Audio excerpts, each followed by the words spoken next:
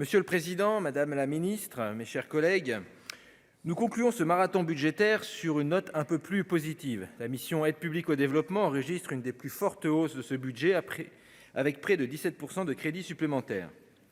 Certes, l'effort ne permet pas d'atteindre l'objectif de consacrer 0,60% du revenu national brut à l'aide au développement, tel que le prévoyait la trajectoire de la loi de programmation Aide publique au développement de 2021. Certes, l'objectif d'atteindre enfin le 0,7% du RNB en 2025 semble largement compromis. Néanmoins, je ne suis pas d'avis, comme nos rapporteurs de la commission des finances, de réviser dès à présent cette trajectoire. Même si la marche est haute, la France doit tout faire pour tenir cet objectif qui, rappelons-le, est une promesse non tenue depuis plus d'un demi-siècle, ou tout du moins s'en approcher au plus près. Considérant le contexte géopolitique et économique qui succède à la pandémie, ne tenons pas rigueur au gouvernement de ne pas avoir respecté cette trajectoire. En effet, l'augmentation brute de 1,4 milliard d'euros en autorisations d'engagement et de 819 millions d'euros en crédits de paiement constitue un signal positif. Dans le détail, le programme 110 augmente de 390 millions, l'État ayant fait le choix de bonifier les prêts de l'AFD pour faire face à la remontée des taux d'intérêt. C'était nécessaire, mais cela interroge encore et toujours sur le recours trop important auprès de notre APD plutôt que de favoriser les dons. Le programme 209 relatif à la solidarité avec les pays en développement augmente lui de 433 millions, dont 270 pour la création d'un fonds d'urgence pour faire face aux crises qui semblent particulièrement opportuns dans le climat actuel.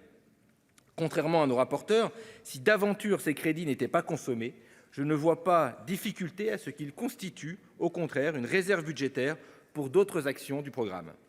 Et je m'oppose d'ailleurs avec force à leur amendement visant à réduire de 200 millions les crédits du programme 209.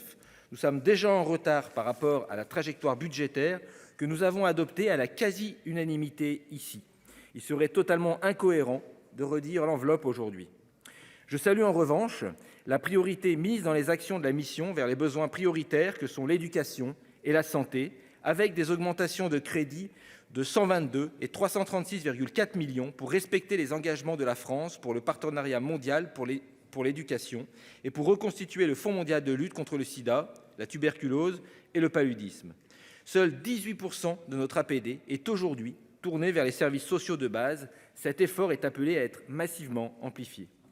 Le présent projet prévoit près d'1 milliard d'euros pour le Fonds vert pour le climat, afin de permettre à la France de tenir à la dernière minute la promesse formulée par Emmanuel Macron en 2019 au G7 de Biarritz d'abonder ce fonds de 1,5 milliard d'euros sur la période 2019-2023.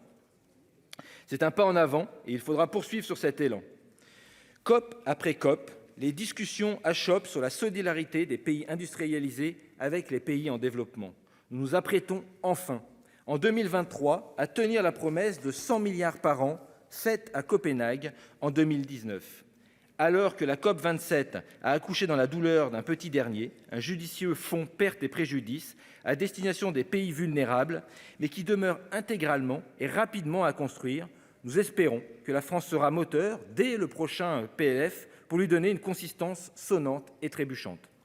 Madame la ministre, le groupe écologiste votera les crédits de la mission en gardant une attention particulière et en appelant le quai à la plus grande vigilance sur les projets financés par l'AFD et Proparco pour éviter, comme nous avons failli le faire à Kahuzi-Biega en RDC, de nous rendre complices d'atrocités, et en continuant à plaider pour que notre aide publique prenne davantage la forme de dons, priorise les pays cibles, les services sociaux de base, la lutte contre le réchauffement climatique et respecte les populations locales, notamment les peuples autochtones.